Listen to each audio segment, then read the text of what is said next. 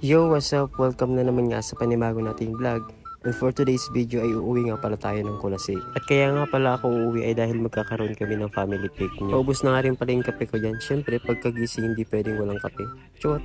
At syempre, bago tayo umalis, kailangan maayos muna yung mga gamit natin. At tinutupi ko na nga rin pala dito yung mga nagamit kong damit o yung mga labahin. At para malabhan na rin. Kasi baka pag hindi ito nalabhan, wala na akong may suot.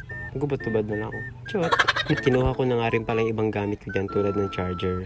At kinuha ko na nga rin pala yung pinabili sa akin ng ate ko na lumpia wrapper. At medyo naparami nga rin pala yung nabili ko kasi walang nagtitinda ng tingi-tingi. Doon kasi sa nabilhan ko ay kilo-kilo lang ang pagtitinda nila.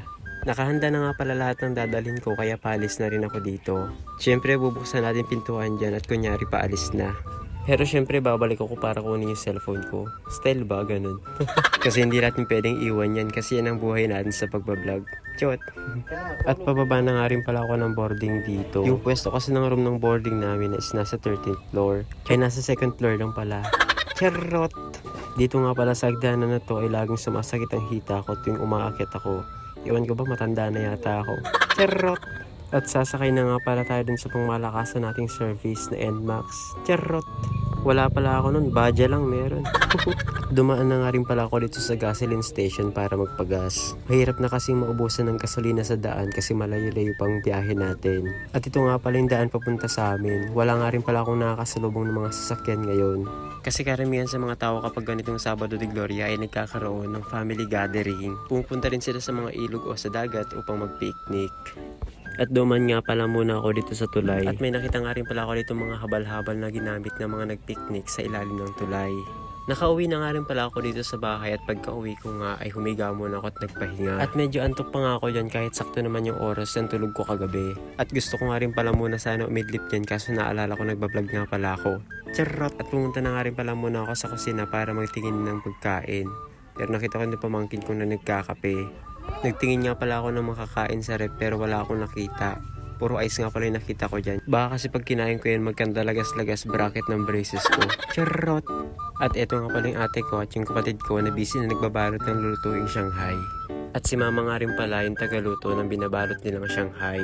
At ang ginagawa ko naman ay tagalamon lang. Charot! Tapos na nga rin pala yung mga niluto dito. Kaya nagkanya-kanyang ayos na rin kami. Siyempre hindi tayo papahuli sa outfit natin. Kahit sa likod lang ng bahay yung dagat. Charot! At naglalakad na nga rin pala kami dyan papunta sa dagat. At malapit nga lang din pala yung bahay namin sa tabing dagat. Nagkanya-kanyang buhat na nga rin pala kami ng mga pagkain na dadalhin namin. At nagtayo nga rin pala kami dyan ng trapal na pwede naming silungan. Ito nga pala yung view dito sa Kulasig. Shoutout nga rin pala kay LG at Lawrence. Charot! Shoutout din kay Jashi na feeling maganda. Charot! Ito nga pala yung pamangkin ko na excited mag-swimming sa dagat. At bago nga kami maligo ay kakain na muna kami. Itong pamangkin ko nga pala yung pinag-lead ko ng prayer. Mabuting bata, ilayon niyo po kaming sa sakit at sa sama. Salamat sa iyong pag-alaga. Tulungan niyo po si Ama at Ina. Lahat ang mga kapitid ko ang mga kasama. Pagkabayan niyo po kami sa aming pagkakain. Amen.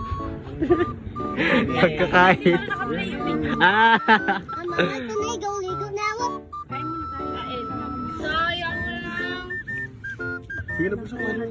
Nataktak nga pala dito yung coffee jelly, buti hindi natapon lahat. Baka wala na kami makain kapag charot! Kumakain na nga rin pala kami dito. Shoutout nga pala kay ate na gumawa ng sausawan ng Shanghai na pagkatamis-tamis. At syempre, hindi tayo papahuli kapag ganitong kainan na. Charot! Laki nga rin pala ng subo ko dyan kasi inabutan ako ng gutom. Charot! Pagkatapos ko nga pala kumain ay nagpahindag na muna ako. Nakita ko nga pala si ate dyan, busy mag-ayos ng outfit niya. Hindi kasi magpapahuli yan pagdating sa mga ganyang outing para sa picture taking. Charot! At ito nga pala yung kapatid ko na kanina pa gusto manghiram ng cellphone. Malabo nga daw kasi yung camera ng cellphone niya. Charot! At naliligo na nga rin pala sila dito. At katatapos ko nga lang din palang maligo dyan. At hanggang doon na lang ating vlog. Salamat sa panonood. Bye-bye!